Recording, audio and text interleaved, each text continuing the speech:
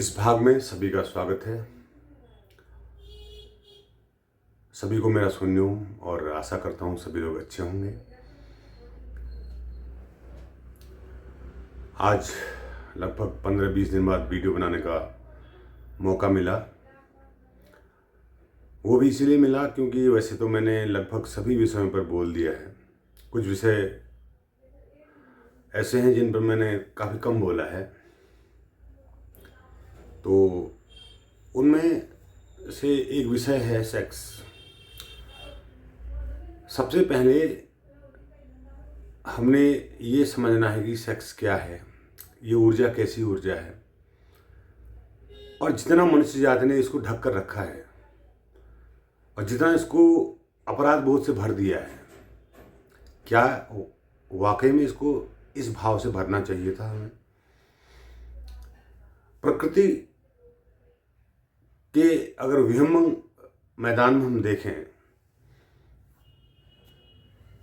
अगर आप जानवरों को देखें तो उनके लिए ये सेक्स एक सहज प्रक्रिया है, बहुत ही सहज प्रक्रिया। जैसे भोजन, उसी प्रकार से सेक्स।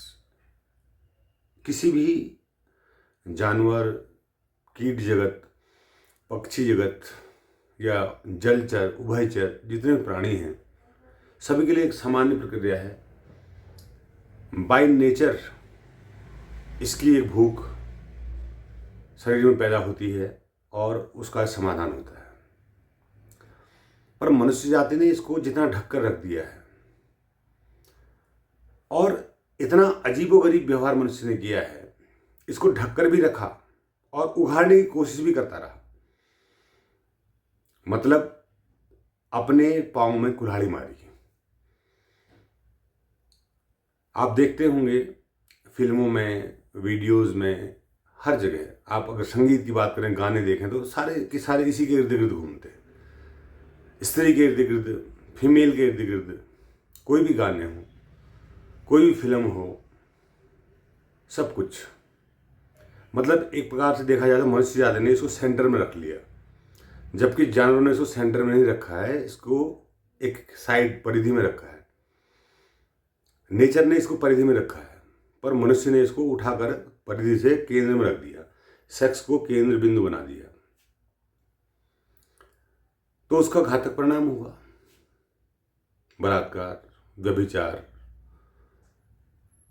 और उत्पीड़न, फ्रस्ट्रेशन, तनाव, सब इसका ही परिणाम है। अब मैं जो मनुष्य ने किया है वो मैं बता रहा हूं आपको, उसके बाद फिर मैं बताऊंगी होना क्या चाहिए था। जब व्यक्ति वयस्क होता है, किशोरावस्था से जब वो युवावस्था में प्रवेश करता है, तो उसके अंदर सेक्स प्रकट होता है और उसके अंदर उसको जानने की बहुत जिज्ञासा होती है, बहुत भूख होती है। उसका पूरा जो मनोदशा है, पूरी की चित्त की जो अवस्था है, चित्त की सारी जो ऊर्जा है, वो उसी बिंदु पर केंद्रित हो जाती है। एक प्रकार से देखा जाए तो, चाहे स्त्री हो, चाहे लड़की हो, चाहे लड़का हो। अब वो इसी के इर्द गिर्द सोचता है, इसी के इर्द गिर्द काम करता है। लेकिन अगर किसी ने कोई संबंध प्राप्त करने में सफलता हासिल कर ली, तो उसको डर से, भय से, कहीं से उसने संबंध बना लिए, तो उसको समझ में आ गया कि हाँ, ये एक ऐसी भूख है और उसका समाधान ये है। लेकिन जो सामान्य लोग होते हैं, वो जब तक शादी उनकी नहीं हो जाती तब तक वो भूखे ही रहते हैं। उनके लिए कोई भी प्रक्रिया समाज में नहीं बनाई गई है कि वो उस सुख को प्राप्त कर सके। एक बात, इसका परिणाम ये हुआ है कि हमारा मन जो है सेक्स की बातों से भरा रहा। जब तक हमने शादी नहीं की तब तक हम उसी के बारे में सोचते रहे, चिंतन करते रहे, मनन करते रहे और अप्राकृतिक क्रियाओं को करते रहे, और उससे हमारा हर प्रकार से नाश ही हुआ है। अब मैं दूसरी बात बताता हूँ। जब शादी आदमी कर लेता है और सेक्स से उसका जब एनकाउंटर होता है तो उसको ठीक आनंद आता है, जाहिर सी बात है, लेकिन सेक्स को उस प्रकार से नहीं करता है कि जिससे वो पूर्ण रूप से तृप्त हो जाए। वो फिर पर स्त्री को देखकर भी आकर्षित रहता है। वो सेक्स को इस ढंग से करना जानता ही नहीं है। कोई भी मनुष्य सेक्स को इस ढंग से करना जानता ही नहीं है, संभोग प्रक्रिया को इस ढंग से करना जानता ही नहीं है कि उसे उससे पूर्ण तृप्ति का एहसास हो, ऑर्गेज्म का एहसास हो, उस तल तक पहुंच, चरम बिंदु तक पहुंच जाए जहां तक उसे पहुंचना चाहिए था। ये कला मनुष्य को नहीं आती, तो इसीलिए भी जो है असंतुष्टि सदा बनी रहती है, पर स्त्री में मन लगा रहता है। अब इसके लिए समाधान जो मुझे समझ में आता है, भले ही यहाँ तो नहीं, हिंदुस्तान में नहीं, हिंदुस्तान के लिए तो ये सोचना ही एक अजीब सी बात होगी जो बात मैं आपसे कहने जा रहा हूँ। हिंदुस्तान की जो मेंटालिटी है, वो चोरी करना पसंद करता है, वो व्यभिचार करना पसंद करता है, चोरी छुपे रिश्ते बनाना पसंद करता है, पर खुलेआम वो इस चीज़ को ढक के रखता है। दोहरा चेहरा है उसका, हिंदुस्तान की मानसिकता का दोहरा चेहरा है।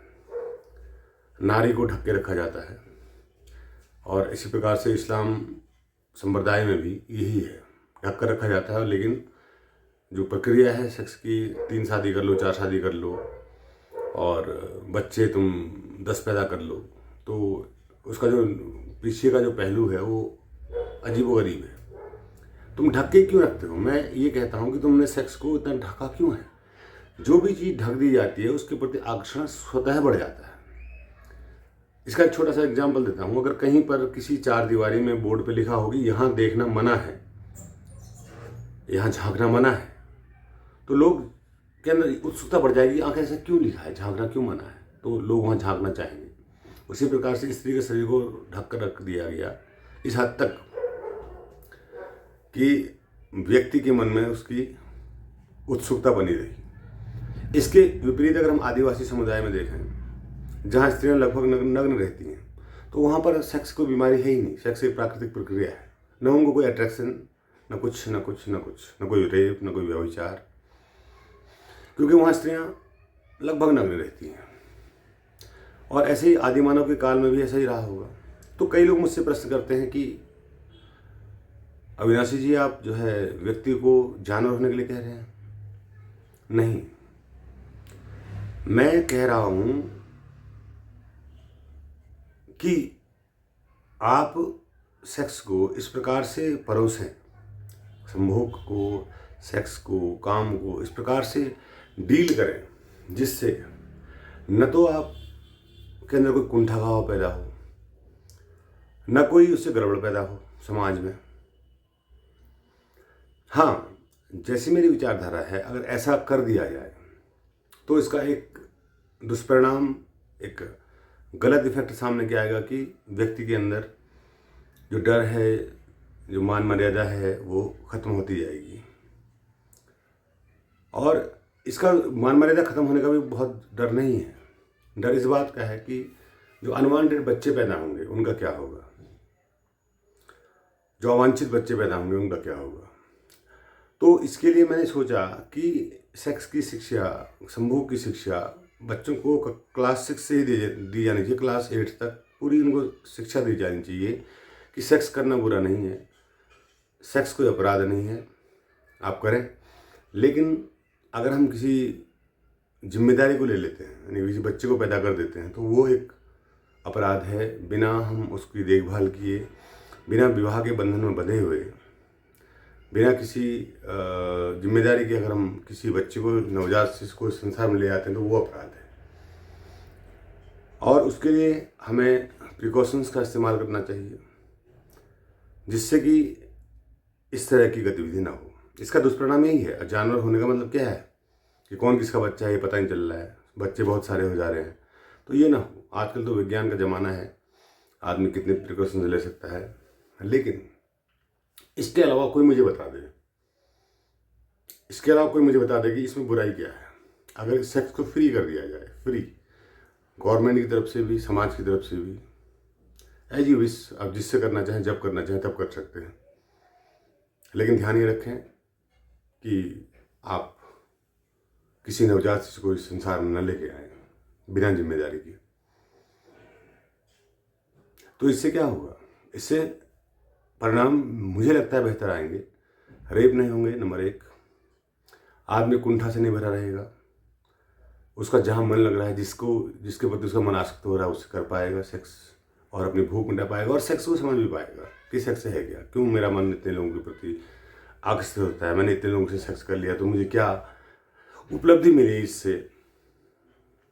और कई लोग तो मैं ये कहता हूँ कि यही वासना लेके मर जाते हैं संसार से कि मैं उस स्त्री को भोग नहीं कर पाया। क्योंकि जवानी के समय में ऐसे कई मन में विचार हमारे संग्रहित हो जाते हैं कि हम अमुक स्त्री से संभोग नहीं कर पाए। इच्छा आपके मन में बहुत पैदा हुई, तो वही इच्छा आपको अगले जन्म में फिर उसी वासना के गर्त में धकेलती है। तो अगर आपके मन में कोई इच्छा ही नहीं बचेगी सेक्स के प्रति, संभोग के प्रति, तो आप निश्चित ही जल्दी मुक्त हो जाएंगे इस संसार की इन बंधनों से। अब यहाँ पर सरकार का क्या दायित्व है? सरकार को चाहिए पहले तो शिक्षा में इसको लागू करें, शिक्षा में बताएं इसके बारे में। दूसरा, इसको अपराध घोषित न करें। हाँ, जबरदस्ती करने पर अपराध हो सकता है, पर स्वेच्छा से अपराध न हो, स्वेच्छा से सरकार सहयोगी हो उसमें। जबरदस्ती करने पर अपराध हो सकता है, जबरदस्ती तो किसी भी चीज़ में अपराधी होता है। और समाज की पेरेंट्स की मानसिकता भी ऐसी नहीं होगी मेरे बच्चे ने अगर किसी के साथ संभोग कर लिया तो बहुत बड़ा पाप कर दिया, ये तो इज्जत डुबा दी है, और तो अब तो हम कहें कि मुंह दिखाने लायक नहीं रहे, ऐसी विचारधारा ना हो। अब ऐसा ही समझें कि जैसे बच्चे ने कहीं भोजन कर लिया, आप कहें कि हमारा तो इज्जत चली गई, इसने भोजन बाहर कर लिया, कहीं घर में नहीं किया, तो ये ऐसी ही बात है। उसको भोजन की तरह समझो, जस्ट लाइक फूड, भूख और भोजन, बस इतना ही, इससे अधिक कुछ नहीं। तो अगर ऐसी हम मेंटलिटी लेके चलेंगे तो मुझे नहीं लगता है कि हमें कोई इसका विपरीत परिणाम देखने को मिलेगा। अगर देखने को मिलेगा तो आप कमेंट करके मुझे बता सकते हैं। हो सकता है मेरे मन में वो विचार ना आ रहा हो। दूसरा, सरकार को भी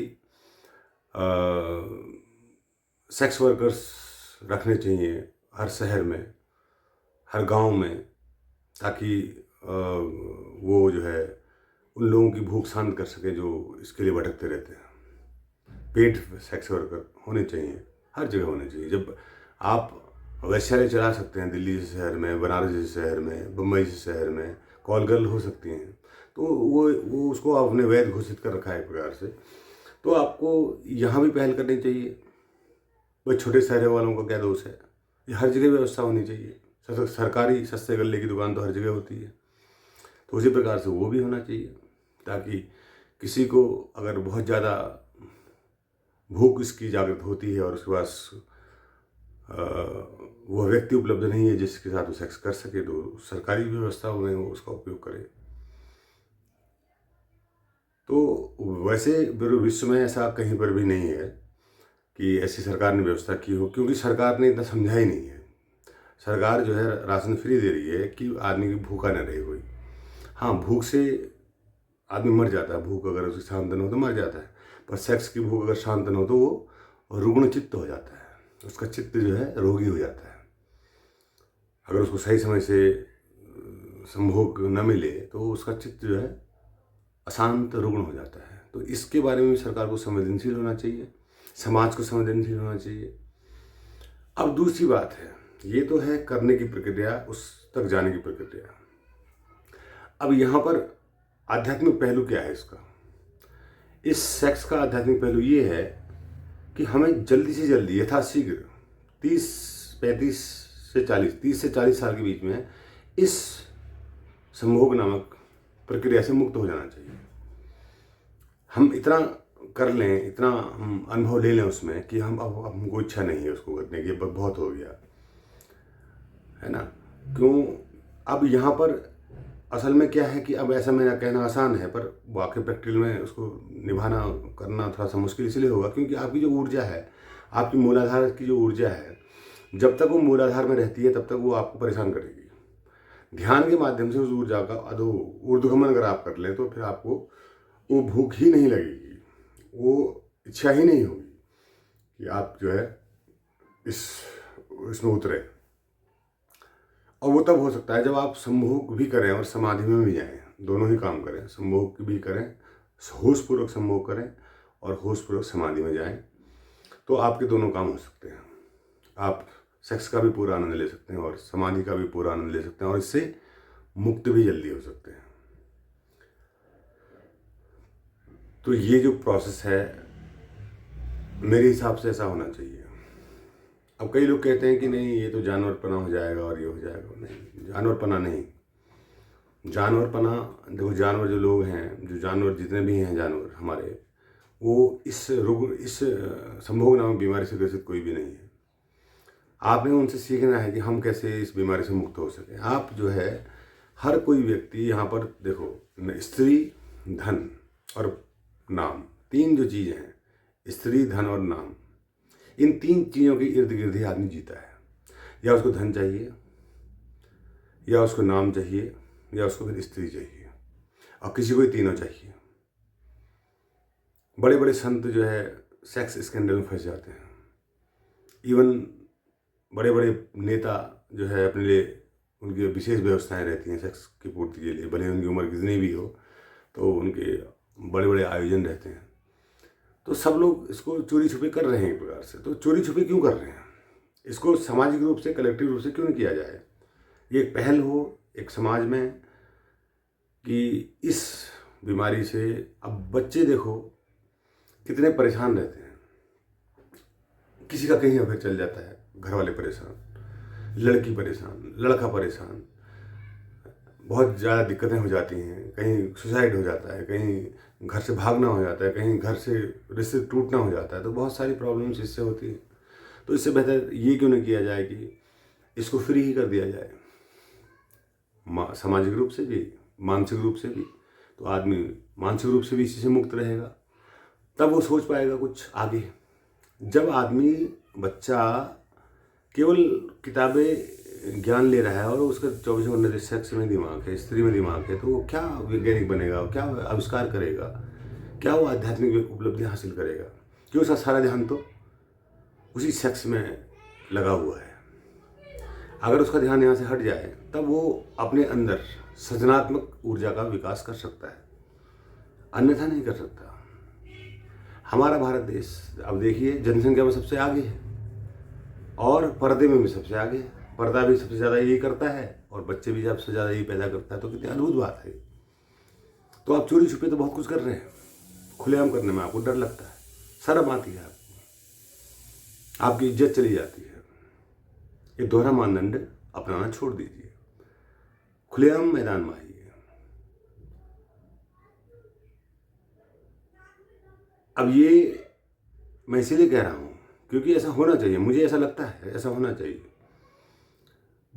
और दूसरी बात आध्यात्मिकता की है, मानसिक शांति की है। अगर आपके मन में कोई स्त्री घूम रही है तो आप ध्यान में भी बैठेंगे तो वही स्त्री आपके दिमाग में घूमेगी।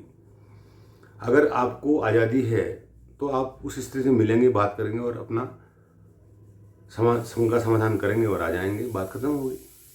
क्योंकि वो भी जानते हैं कि ये बहुत बुरी चीज़ नहीं है, तुम भी जानते हो बुरी चीज़ नहीं है, तो वो भी तैयार हो जाएगी, तुम भी तैयार हो जाओगे, बात खत्म हो जाएगी और धीरे धीरे आकर्षण भी खत्म हो जाएगा। देखो जैसे मैंने कहा ना, यहाँ देखना मना है तो आदमी वही ज़्यादा देखता है। जब स्त्री को पता है कि कोई बुरी बात नहीं, समाज भी उसको बुरा नहीं मानता है, और पुरुष को भी पता है समाज से बुरा नहीं मानता है, नॉर्मल बात है। हमने मिले, डेट की और हमने संभोग किया और हम निवृत्त हो गए।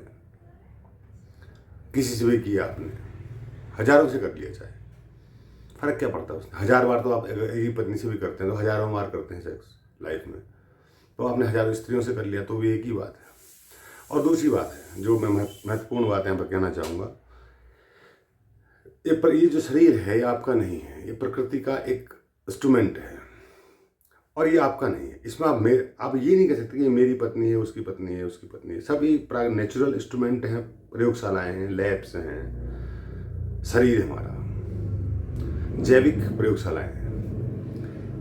तो एक जैविक प्रयोगशाला दूसरी जैविक प्रयोगशाला मिलती है, तो ये नहीं कह सकते मैंने किसी को धोखा दिया, क्योंकि आप अगर गहरे स्तर में जाएं तो आपकी जब संभोग की प्रक्रिया में आपके यौनांग आपस में मिलते हैं, तो वो यौनांग किससे बने हैं? कोशिकाओं से बने हैं।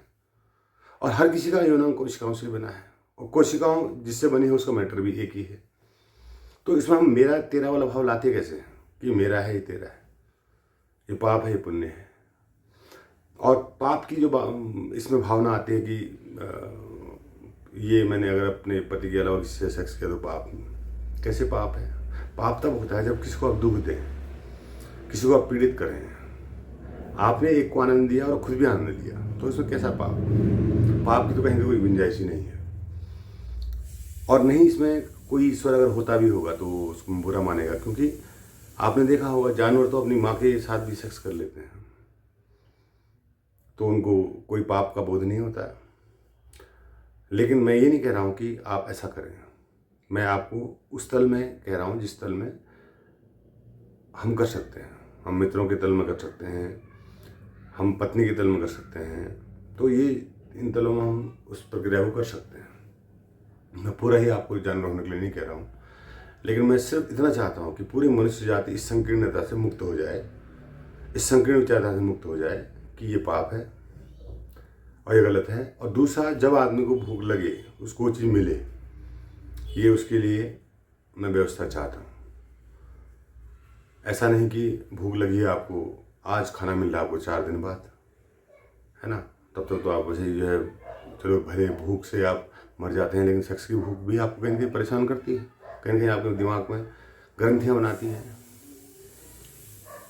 तो इसलिए इस प्रकार से अगर हम इस व्यवस्था को देखें तो मैं समझता हूँ कि ये ठीक रहेगा। और बाकी कमेंट करने में आप संकोच न करें, मैं आपकी हर बात को सुनूंगा, पढ़ूंगा, देखूंगा, और उसके बाद ही मैं उस पर कोई आपको उत्तर दे पाऊंगा।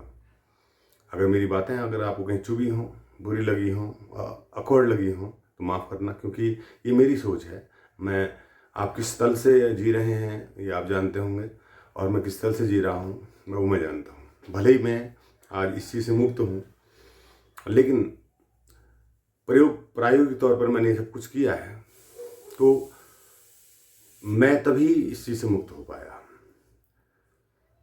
नहीं तो मैं भी मुक्त नहीं हो पाता। विवाह के पहले प्रायोगिक तौर पर ये सब चीज़ें हमने की हैं, विवाह उपरांत तो हमने ऐसा कुछ नहीं किया क्योंकि जरूरत नहीं पड़ी हमको, लेकिन विवाह से पहले हमने प्रायोगिक तौर पर चीज़ों को प्रैक्टिकली देखा है कि ऐसा करने से ऐसा होता है, ऐसा करने से ऐसा होता है, और यहाँ इसका फर्क पड़ता है, यहाँ अट्रैक्शन बनता है। आज की इस डेट में कोई कितनी खूबसूरत स्त्री हो, उसके प्रति मेरा कोई अट्रैक्शन नहीं होता है। इस कामुकता के मामले में उसको मैं एक देह के तौर पे देखता हूँ, स्त्री देह या पुरुष देह, जो भी देह हो। तो इसी से मुक्त हो पाए, इसीलिए हम आपसे कहने की हिम्मत भी कर पा रहे हैं। आज हम ब्रह्मचर्य का जीवन जी रहे हैं, जबरदस्ती नहीं जी रहे हैं, स्वेच्छा से जी रहे हैं। अब इच्छा ही नहीं होती है, भूख समाप्त हो गई, ऊर्जा जो है मूलाधार से ऊपर चली गई, अब ऐसी भूख लगती ही नहीं है। जबकि ऐसा नहीं है कि हम अभी युवा हैं, मेरी उम्र में कई लोग जो है, कई के 90% लोग इसके तरफ आकर्षित रहते हैं, पर मैं नहीं हूँ, क्योंकि मैंने इस पर विजय प्राप्त करी। और विजय प्राप्त करने के तरीके मैंने आपको बताए हैं कई वीडियोज़ में, फिर मैं बता देता हूँ। जब भी आप सेक्स करें उसमें इस बात का ध्यान रखें, सबसे पहली बात प्रेम का भाव, दूसरी बात आदर का भाव, सम्मान का भाव, तीसरी बात भक्ति का भाव, चौथी और अंतिम बात संभोग का भाव। इस भाव से अगर आप दूसरे के साथ सेक्स करते हैं तो आप होशपूर्वक सेक्स करते हैं और लंबे समय तक आप सेक्स कर पाते हैं, और सेक्स को पूरा जानते हुए सेक्स करते हैं। और आप हर बार की प्रक्रिया में इस फॉर्मूले को अपनाएंगे। गहरी सांस लेना, पूरा महसूस करना, आलिंगनबद्ध होना, ध्यान, उस अवस्था में भी ध्यान करना, संभोग की अवस्था में भी ध्यान, समाधि में चले जाना, ध्यान करना, आपस में लिपट कर ध्यान करना, दोनों जने गहरे ध्यान करना, तंत्र का प्रयोग है तो आप निश्चित रूप से इस चीज़ से मुक्त हो जाएंगे। लेकिन अगर सामान्य प्रक्रिया में जैसे लोग सेक्स करते हैं, एक्साइटेड होते हैं बहुत ज़्यादा, फटाफट उनने सेक्स किया, फटाफट निवृत्त हुए, फटाफट भागे, तो वो कोई तरीका नहीं है, वो तो जानवर भी नहीं करते हैं। तो सेक्स करने का तरीका मैं जानता हूँ कि मनुष्य जाति को अभी तक पता ही नहीं है। केवल आसन देखेंगे, ऐसा आसन वैसा आसन, आसन फासन से कुछ नहीं होता है। और मुख मैथुन करते हैं, गुदा मैथुन करते हैं, ये सारे मैथुन व्यर्थ हैं। जब तक आपके अंदर होश का दिया नहीं जल रहा है तब तक सारा प्रक्रिया व्यर्थ है। न तो आपको पूर्ण संतुष्टि मिल पाएगी, नहीं आप उससे मुक्त हो पाएंगे। तो इन बात का विशेष ध्यान रखें। इसके लिए मैं कोई एक स्पेशल वीडियो और बनाऊंगा इस प्रक्रिया को कैसे करें करके। तो वैसे तो मैंने बनाया है, और फिर अगर कुछ कमी रह गई हो तो मैं दोबारा बनाऊंगा। आज के लिए इतना काफ़ी होगा। सभी अपना ख्याल रखें। सभी को धन्यवाद। सुन रहे हूँ।